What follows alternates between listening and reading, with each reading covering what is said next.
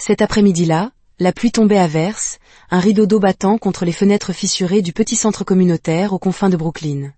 À l'intérieur, sous le vacillement de néons qui bourdonnaient comme des insectes agonisants, une jeune femme se tenait dans une robe de 2 tailles trop grande, son ventre arrondi pressant contre le tissu délavé. Elle s'appelait Tanisha Carter, à 22 ans, elle était sur le point d'épouser un homme qu'elle n'avait rencontré que 3 jours plus tôt. L'homme se tenait à ses côtés, vêtu de vêtements qui avaient connu des jours, voire des décennies, meilleurs. Sa veste était rapiécée au coude, ses chaussures éraflées au point d'être méconnaissables, et ses cheveux réclamaient une coupe qu'il ne pouvait manifestement pas s'offrir.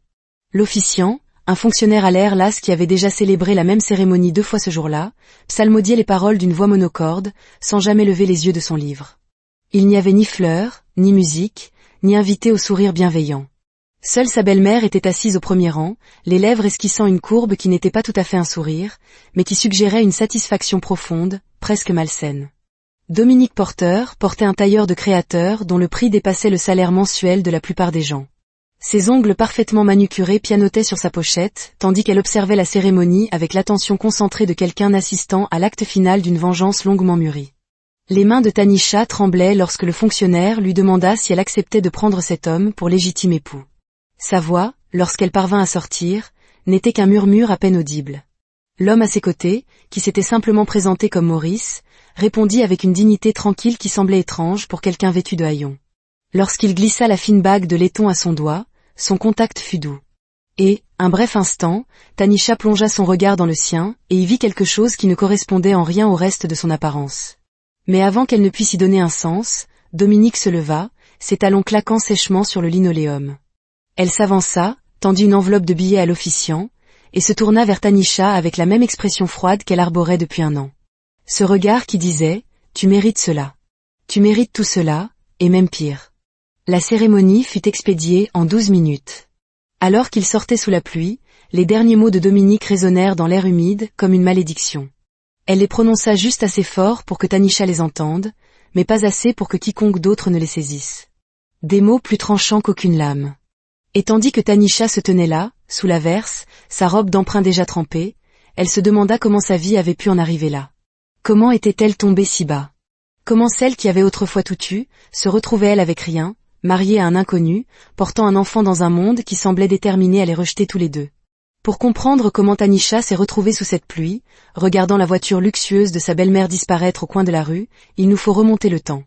Revenir à une époque où le soleil était encore une caresse chaude sur son visage et où le mot « foyer » signifiait quelque chose de merveilleux. 3 ans plus tôt, Tanisha Carter vivait dans une magnifique maison en grès brun au cœur de Brooklyn, où les rues bordées d'arbres conservaient encore le charme du vieux New York. La maison appartenait à la famille de son père depuis 2 générations, et Raymond Carter en avait fait bien plus qu'un simple logis. C'était un sanctuaire. Raymond Carter était un homme qui s'était fait lui-même, au sens le plus noble du terme. Il avait débuté 30 ans auparavant avec une petite entreprise de construction, seul avec 2 employés, travaillant depuis un garage emprunté. À force de travail acharné, d'honnêteté et d'une réputation sans faille, il avait fait de Carter Construction l'une des entreprises les plus respectées de New York. Il employait plus de 50 personnes, et tous ceux qui travaillaient pour lui n'avaient que des éloges à son égard. Raymond traitait ses employés comme sa famille, se souvenait du nom de leurs enfants et assistait à leur mariage et à leur remise de diplôme. Il ne croyait pas à l'étalage de la réussite, mais à la présence et au soutien. Tanisha était son unique enfant, né tard dans sa vie d'une épouse décédée des suites de complications lors de l'accouchement. Raymond avait élevé Tanisha seul, et peut-être pour cette raison, leur lien était plus fort que la plupart. Il ne s'était jamais remarié, n'avait même jamais eu de relation sérieuse. Il disait à qui voulait l'entendre qu'il avait tout ce dont il avait besoin en sa fille. Tanisha n'avait ni le sens des affaires de son père, ni son éducation formelle. Elle avait eu des difficultés à l'école, non par manque d'intelligence, mais parce que l'apprentissage traditionnel ne lui convenait pas. Les lettres semblaient danser sur la page, et les chiffres n'avaient jamais tout à fait le sens qu'ils avaient pour les autres enfants. Les professeurs l'avaient qualifiée de lente. Les enfants, de bien pire. À 16 ans, elle avait cessé d'essayer de leur prouver le contraire et avait simplement accepté que l'école n'était pas pour elle. Raymond ne l'avait jamais dévalorisée pour autant. Il lui disait que l'intelligence revêtait de multiples formes et que la sienne était de la plus précieuse des natures, une intelligence du cœur. Elle savait lire une situation, disait-il, mieux que quiconque. Elle pouvait deviner la souffrance de quelqu'un d'un simple regard. Elle se souvenait des histoires de chacun, et se souciait des gens d'une manière qui devenait de plus en plus rare dans le monde. Ainsi, pendant que les autres filles de son âge postulaient à l'université et planifiaient leur carrière, Tanisha restait à la maison. Elle gérait le foyer, ce dont Raymond avait plus besoin qu'il ne l'aurait jamais admis. Elle s'occupait de ses rendez-vous médicaux, lui rappelait de prendre ses médicaments pour la tension, et veillait à ce qu'un repas chaud l'attende toujours à son retour de ses longues journées sur les chantiers. Elle entretenait le petit jardin de l'arrière-cour, cultivant des tomates, des herbes et des fleurs qu'elle disposait en bouquets dans toute la maison. Sa vie était simple, mais elle était pleine. Elle ne courait après rien, car elle avait déjà tout ce dont elle avait besoin. L'amour de son père, un foyer sûr, un but dans ses journées et le respect de sa communauté. La maison elle-même reflétait leur vie commune. Propre, mais habitée, élégante, mais confortable. Des photos de famille tapissaient les murs du couloir, montrant Tanisha à chaque étape de sa vie, Raymond rayonnant à ses côtés. La cuisine embaumait toujours quelque chose de bon, et le jardin fleurissait au gré des saisons. Chaque dimanche, Raymond et Tanisha prenaient leur petit déjeuner ensemble sur le porche arrière, et il lui racontait des histoires sur la création de son entreprise, sur les erreurs qu'il avait commises et les leçons qu'il en avait tirées. Il la formait à sa manière, non pas pour les affaires, mais pour la vie. Tanisha avait 20 ans, heureuse dans sa routine, lorsque son père rentra un soir avec une nouvelle personne. Son nom était Dominique Porter, et elle ne ressemblait à personne que Raymond ait jamais fréquenté. Dominique était belle, d'une beauté qui demandait de l'effort. Son maquillage était impeccable, sa coiffure professionnelle, et sa robe coûtait probablement plus que ce que Tanisha dépensait en vêtements en une année. Elle souriait beaucoup, mais son sourire n'atteignait jamais tout à fait ses yeux. Au fil des mois suivants, Dominique devint une présence constante dans leur vie. Elle était attentive à Raymond, d'une manière qui semblait presque calculée. Raymond était conquis. À 55 ans, après des décennies de solitude, il avait trouvé quelqu'un qui semblait l'apprécier. Tanisha voulait être heureuse pour lui. Elle essaya, mais quelque chose chez Dominique la mettait mal à l'aise. C'était une impression, le sentiment que Dominique jouait un rôle, que tout ce qu'elle faisait était soigneusement chorégraphié pour un effet maximal. Lorsque Tanisha tenta d'exprimer ses inquiétudes, Raymond les écarta doucement. Il l'assura que Dominique n'essayait pas de remplacer sa mère. Ne voulait-elle pas son bonheur? Bien sûr qu'elle le voulait. Alors Tanisha refoula ses doutes et tenta d'accueillir Dominique. Elle fut témoin à leur mariage à la mairie, 6 mois après leur rencontre. Ce que Tanisha ignorait, c'est que la perception que Dominique avait d'elle était façonnée par quelque chose de bien plus sombre qu'un simple snobisme. Dominique était stérile. Elle l'avait appris des années plus tôt, après une série de procédures médicales douloureuses. Pour Dominique, cette nouvelle devint un mal qui la rongeait de l'intérieur. Elle avait grandi en croyant que la valeur d'une femme était liée à sa capacité à porter des enfants, et cette incapacité la faisait se sentir fondamentalement brisée. Rencontrer Raymond et découvrir l'existence de Tanisha avait réveillé en Dominique une jalousie féroce. Voici un homme qui avait élevé seul un enfant, qui avait consacré sa vie entière à une fille qui, aux yeux de Dominique, n'avait rien à offrir en retour. Tanisha n'avait ni éducation, ni carrière, ni ambition. Elle existait simplement, absorbant l'amour, l'argent et l'attention de Raymond comme si c'était son droit de naissance. Et le pire, c'est que Raymond l'adorait. Dominique commença à étudier Tanisha comme un scientifique étudie un spécimen, cherchant ses faiblesses et ses vulnérabilités. Elle nota sa naïveté, sa confiance, son besoin d'approbation. Elle vit une jeune femme qui avait été protégée, surprotégée, et totalement impréparée au monde réel. Et tandis que Dominique observait, un plan commença à se former. Dominique remarqua aussi d'autres choses. Raymond était plus âgé qu'elle de 15 ans. Et bien qu'il fût en bonne santé, il n'était pas invincible. Il prenait des médicaments pour l'hypertension et le cholestérol. Elle commença également à s'intéresser à son entreprise. Carter Construction était prospère, mais l'essentiel de sa valeur reposait sur la réputation de Raymond. Dominique avait épousé Raymond pour la sécurité et le statut, mais elle réalisait maintenant que tout passait par lui, et qu'à sa mort, tout irait probablement à Tanisha. Dominique obtiendrait la part de la veuve, certes, mais Tanisha hériterait de l'entreprise, de la maison, de l'héritage. À moins que quelque chose ne change. Environ 8 mois après le mariage, Raymond commença à se sentir mal. Rien de dramatique au début, juste une fatigue persistante et quelques problèmes digestifs qu'il attribuait au stress. Mais au fil des semaines, les symptômes s'aggravèrent. Tanisha était inquiète. Elle pressa son père de voir un médecin, mais Dominique se montrait étrangement calme, suggérant des remèdes qui semblaient conçus pour retarder plutôt que pour résoudre le problème. Quand Raymond accepta enfin de consulter un médecin, c'est Dominique qui prit le rendez-vous et insista pour l'accompagner. Ce que Tanisha ignorait, c'est que Dominique avait spécifiquement choisi ce médecin, un homme nommé docteur Howard Freeman, qui avait un cabinet prospère à Manhattan et un problème de jeu qui l'avait lourdement endetté. Dominique avait vu là une opportunité. Avant le rendez-vous, elle rencontra le docteur Freeman en privé. Elle fut directe. Elle connaissait ses dettes et pouvait l'aider. Tout ce qu'il avait à faire était de garder pour lui certaines informations. Le docteur Freeman hésita, mais son désespoir l'emporta sur son éthique. Il accepta. Les résultats des examens révélèrent que le cancer de Raymond était revenu. Stade 4. Le pronostic n'était pas bon. Peut-être 6 mois avec traitement. Le docteur Freeman montra les résultats à Dominique en privé. Elle lui dit d'annoncer à Raymond que les tests ne montraient rien de grave.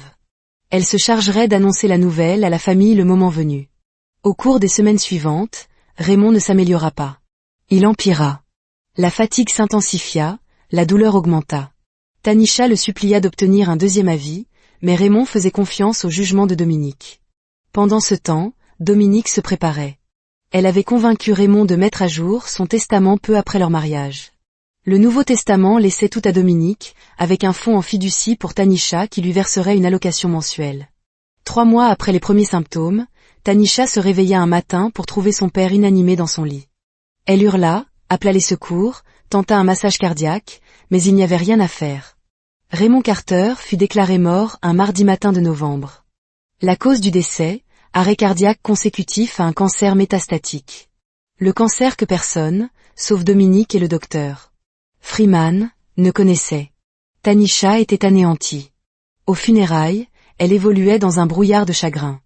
Dominique jouait à la perfection le rôle de la veuve éplorée. Mais Tanisha remarqua que lorsque personne ne regardait, ses larmes séchaient rapidement.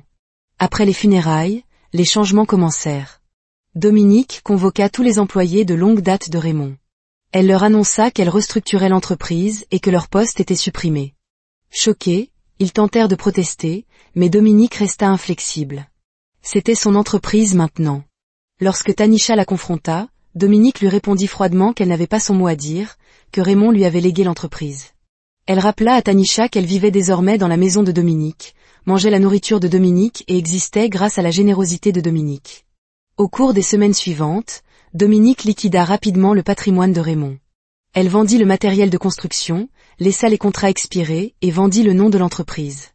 En un mois, Carter Construction n'existait plus que de nom. Elle vendit également le contenu de la maison, effaçant systématiquement toute trace de Raymond. Tanisha tenta de sauver quelques souvenirs, mais Dominique refusa chaque demande. Le monde de Tanisha s'était rétréci à presque rien. Elle passait ses journées dans sa chambre, dans une brume de chagrin et de confusion.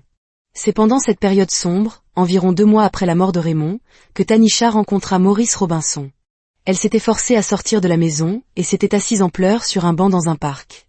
C'est alors que Maurice apparut. Il s'approcha avec respect, lui demandant si elle allait bien.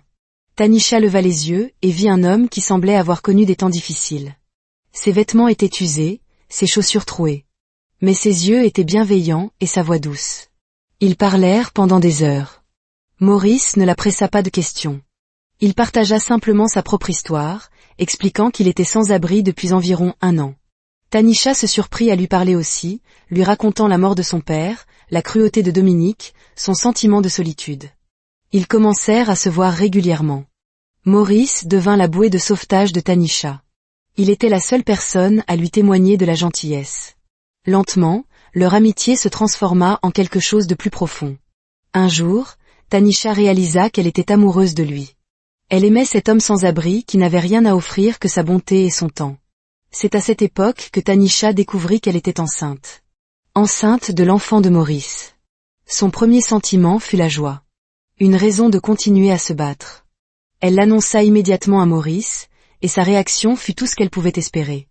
Il la serra dans ses bras et promit qu'il trouverait une solution. Mais elle savait qu'elle ne pourrait pas cacher sa grossesse éternellement. Un matin, alors que Tanisha, enceinte de 4 mois, essayait de sortir, Dominique l'arrêta. « Tu es enceinte, n'est-ce pas ?» La main de Tanisha se posa instinctivement sur son ventre. « Le père ? Laisse-moi deviner. Cet homme sans abri avec qui tu traînes. » Le ton de Dominique était glacial. Tu as déshonoré cette maison. Une gifle cinglante claqua sur la joue de Tanisha. Je vais l'épouser, murmura Tanisha. Dominique éclata d'un rire cruel. Et où vivrez-vous? Tu n'as aucune compétence, aucune éducation. Tu vas rester dans cette maison jusqu'à la naissance du bébé. Tu ne reverras plus cet homme. Tanisha s'ha sentit piégea. Dominique avait tout pouvoir sur elle. Les 5 mois suivants furent les plus sombres de sa vie. Dominique l'enferma dans sa chambre, lui apportant à peine de quoi survivre. Elle n'avait aucun contact avec le monde extérieur. Le bébé, une fille, naquit un matin froid de mars. La naissance eut lieu dans la chambre de Tanisha, avec une sage-femme payée en liquide par Dominique. Tanisha tint sa fille pour la première fois et ressentit un amour si intense qu'il en était presque douloureux. 2 jours après la naissance, Dominique vint dans sa chambre avec un plan. Elle avait retrouvé Maurice et avait arrangé leur mariage. Il n'a pas eu le choix, dit Dominique avec un sourire froid. Je l'ai menacé de le faire arrêter pour viol sur mineur et d'autres charges. Personne ne viendrait le chercher. C'est ainsi que nous nous retrouvons là où nous avons commencé, dans ce centre communautaire. La cérémonie fut brève et froide. Une fois les papiers signés, Dominique tendit à Maurice une enveloppe de billets et s'en alla sans un regard en arrière. Tanisha et Maurice se tenaient sous la pluie, mariés et sans abri, avec un nouveau-né de 3 jours. Mais alors que Tanisha regardait Maurice, elle vit quelque chose qui la fit hésiter. Sa dignité, la conviction dans sa voix, et dans ses yeux, une lueur qui ressemblait presque à de la satisfaction. « Maurice, » dit doucement Tanisha. « Qui es-tu vraiment ?» Il la regarda longuement. Puis il sourit légèrement et dit, « Sortons d'abord de la pluie, ensuite nous parlerons. » Ils entrèrent dans un restaurant voisin. Une fois installés, Maurice la regarda droit dans les yeux. « Il faut que tu me fasses confiance. Peux-tu le faire ?» Tanisha pensa à tout ce qu'ils avaient traversé, à la façon dont il avait été sa seule lueur d'espoir. « Oui, dit-elle. Je te fais confiance. Bien, parce que rien n'est ce qu'il paraît. Ni Dominique, ni ce mariage, et certainement pas moi. » Il sortit de sa veste usée un petit carnet. « Ta belle-mère a fait beaucoup d'erreurs. La plus grande a été de supposer que tout le monde autour d'elle était aussi aveugle et égoïste qu'elle. Elle n'a jamais soupçonné que quelqu'un pouvait l'observer, documenter chacun de ses gestes. Je ne comprends pas, dit Tanisha. Maurice la regarda avec ses yeux bienveillants, et elle vit la vérité qu'elle n'avait pas su voir, aveuglée par sa douleur. Cet homme n'était pas brisé par les circonstances. Il les avait choisis. Il avait joué un rôle. Mon nom est Maurice Robinson, et j'ai connu ton père. Les mots de Maurice flottaient dans l'air du petit restaurant. Il connaissait son père. Tanisha le dévisagea, essayant de donner un sens à cette révélation. Maurice la pressa de manger. S'il te plaît, tu as besoin de reprendre des forces. Ce que je vais te raconter va prendre du temps. Pendant qu'elle mangeait, Maurice commença son récit. Il y a 20 ans, mon père et le tien étaient associés. Ils avaient une petite société d'investissement. L'association s'est mal terminée. Mon père a fait des placements risqués, et ils ont presque tout perdu. Ton père aurait pu se protéger, mais il ne l'a pas fait. Il a honoré leur partenariat, a remboursé chaque investisseur avec son propre argent, assumant la responsabilité d'erreurs qui n'étaient pas les siennes. Qu'est-il arrivé à ton père ? Demanda Tanisha. Il n'a pas supporté la culpabilité. Il est décédé quand j'avais 16 ans. Les larmes montèrent aux yeux de Tanisha. Ton père aurait pu nous oublier, continua Maurice. Mais il a créé un fonds en fiducie pour moi, a payé mes études, a veillé à ce que ma mère ne manque de rien. Tout cela de manière anonyme. Ça ressemble bien à mon père, murmura Tanisha. Je n'ai découvert tout cela qu'après le décès de ma mère il y a 2 ans. Elle m'a laissé une lettre m'expliquant tout. Elle m'a demandé de trouver un moyen de remercier Raymond. Quand j'ai finalement retrouvé ton père, il était déjà marié à Dominique. Nous nous sommes vus plusieurs fois. Il était si heureux pour moi. J'avais utilisé son investissement pour créer ma propre entreprise. Tu as une entreprise ? Demanda Tanisha, stupéfaite. Oui. Robinson Capital Management. Nous gérons des investissements. L'esprit de Tanisha tournait à toute vitesse. Mais alors, pourquoi vivais-tu dans la rue ? Le visage de Maurice s'assombrit. Parce que ton père me l'a demandé. Lors d'une de nos dernières conversations, il m'a dit qu'il s'inquiétait pour Dominique. Il sentait que quelque chose n'allait pas. Il m'a demandé de garder un œil sur toi après sa mort. Le sang de Tanisha se glaça. Il savait. Il se doutait de quelque chose, mais aucun de nous ne savait à quel point c'était grave. Quand il est décédé, j'ai commencé à enquêter. C'est là que j'ai découvert le lien entre Dominique et le docteur Freeman. Le docteur Freeman a un problème de jeu. Dominique a remboursé une partie importante de ses dettes en échange de son silence sur le diagnostic de cancer de ton père. Elle savait que Raymond était mourant, Tanisha. Elle le savait et elle l'a caché à tout le monde. L'horreur de la situation submergea Tanisha. Son père était mort en croyant qu'il avait juste besoin de repos. Elle l'a tué, murmura-t-elle. Moralement, oui, répondit Maurice. Elle lui a volé ses derniers mois. Et elle l'a fait pour pouvoir hériter de tout, sans que tu aies le temps de contester le testament. Mais pourquoi faire semblant d'être sans abri? J'avais besoin de savoir qui était vraiment Dominique. Si elle avait su que j'avais de l'argent, des relations, elle aurait été plus prudente. Mais un sans-abri sortant avec sa belle-fille, c'était une situation qu'elle pensait pouvoir manipuler sans conséquence. Maurice marqua une pause. J'avais aussi besoin de savoir qui tu étais. Ton père parlait de toi avec tant d'amour. Traiterais-tu un sans-abri avec gentillesse? Aimerais-tu quelqu'un qui n'a rien à t'offrir? Une pointe de colère traversa le choc de Tanisha. Tu m'as testé. Non, dit fermement Maurice. Ça a commencé comme une observation, mais c'est devenu réel très rapidement. Tanisha, mes sentiments pour toi sont sincères. Je suis tombé amoureux de toi. Ta gentillesse, ta force, tout était vrai. Le bébé, qu'ils nommèrent plus tard Fête, s'agita dans les bras de Tanisha. La grossesse, ce n'était pas prévu. Quand tu me l'as annoncé, j'ai su que je devais accélérer mon plan. Mais avant que je puisse agir, elle t'a enfermé. J'ai essayé de t'atteindre, mais je ne pouvais pas. Je pensais que tu m'avais abandonné, murmura Tanisha. Jamais. Quand Dominique m'a contacté pour le mariage, j'ai su que c'était ma chance. Elle pensait se débarrasser de toi, mais en réalité, elle m'a donné un statut légal. En tant que ton mari, je peux contester ses décisions. Toute la réalité de Tanisha avait basculé. L'homme qu'elle croyait sans abri était un homme d'affaires prospère. Le mariage qu'elle pensait être une punition était en fait une stratégie. J'ai besoin de temps pour digérer tout ça, dit-elle. Bien sûr. Et sache que nous ne sommes pas obligés de rester mariés. Une fois que tout cela sera terminé, tu seras libre. Je veillerai à ce que toi et le bébé ne manquiez de rien. L'appartement de Maurice à Manhattan était propre et sûr. Il lui avait préparé une chambre. Je dormirai sur le canapé, dit-il. Il lui expliqua qu'il avait tout prévu, des vêtements pour elle à tout le nécessaire pour le bébé. Tanisha le remercia, se sentant submergée par un mélange d'émotions contradictoires. Avant de la laisser seule, il ajouta, « Tanisha, je suis tombé amoureux de la femme qui pleurait sur ce banc de parc. Je suis tombé amoureux de ta capacité à espérer, même quand tout semblait perdu. Ce n'était pas un plan. C'est juste arrivé. » Les semaines suivantes furent une étrange routine. Tanisha se remettait de l'accouchement, tandis que Maurice travaillait.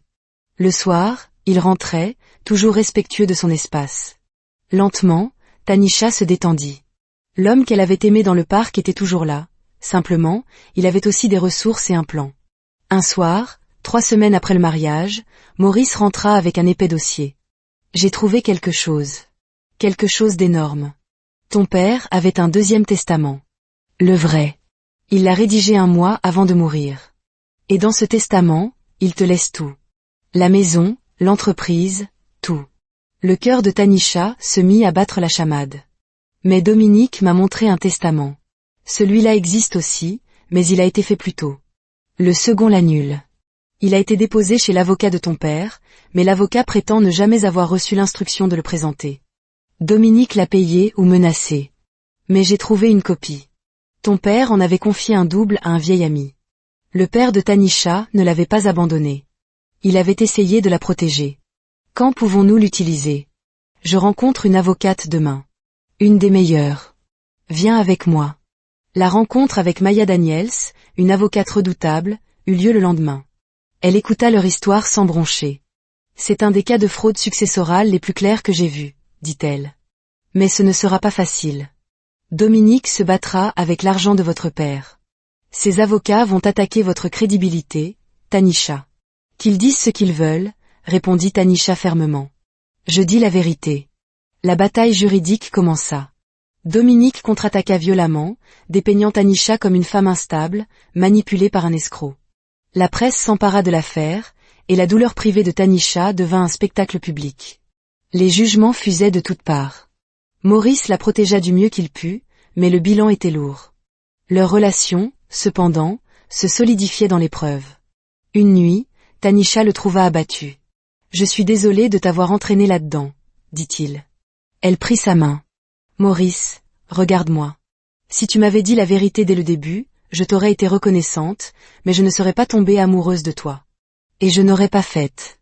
Notre lien est réel. » « Il est réel, » confirma-t-il doucement. La bataille juridique s'éternisa pendant près d'1 an. Fed grandissait, et Tanisha commençait à recevoir les fonds de sa fiducie. Des rumeurs parvinrent à leurs oreilles, Dominique était en difficulté. Ses investissements s'étaient effondrés, et elle était endettée. Le stress la rongeait. Si Dominique proposait un arrangement maintenant, l'accepterais-tu ? Lui demanda Maurice un soir. Tanisha réfléchit. Je ne veux pas de vengeance. Je veux qu'elle reconnaisse ses torts. Si elle peut faire ça, je pense que je peux laisser les tribunaux s'occuper du reste. Maya Daniels, bien que préférant un procès, respecta le souhait de Tanisha et transmit une offre de règlement. La réponse fut inattendue. Dominique voulait rencontrer Tanisha seule, en face à face. Malgré les avertissements de son avocate, Tanisha accepta. Elles se retrouvèrent dans un café. Dominique était méconnaissable, usée par les conséquences de ses actes. « Merci d'être venue, dit-elle d'une voix faible. Je ne te demande pas pardon. Mais je veux que tu comprennes pourquoi. Je ne peux pas avoir d'enfant. Quand j'ai rencontré ton père et que j'ai appris ton existence, je t'ai immédiatement détesté. Non pas pour ce que tu étais, mais parce que tu existais. Tu avais tout ce que je désirais le plus au monde. Ton père était ma dernière chance d'avoir une famille, mais tu étais là, et il n'y avait pas de place pour moi. Alors, j'ai décidé de t'effacer. Et tu as réussi, pendant un temps. J'ai réussi à me rendre misérable, corrigea Dominique. Tout ce que j'ai pris s'est changé en cendres. Je ne me bats plus. J'accepte ton offre. Je rendrai tout. Elle sortit une clé de son sac. La clé de la maison en grès brun. La maison est à toi. Elle aurait toujours dû l'être. Tanisha prit la clé, ses doigts tremblants. Elle rentra à la maison, le cœur lourd mais aussi étrangement léger. La maison était là, attendant d'être réinvestie. Les souvenirs de son père étaient là, intacts. Le règlement fut signé 2 semaines plus tard. Dominique rendit tous les actifs, admit la fraude et paya une amende substantielle. Tanisha, Maurice et Fed emménagèrent dans la maison. La vie reprenait lentement son cours. Tanisha rouvrit une partie de l'entreprise, créa une bourse d'études et recommença le bénévolat. 1 an et demi après ce mariage sous la pluie, Maurice rentra avec un autre dossier. « J'ai trouvé autre chose, » dit-il. Dominique n'a pas agi seul.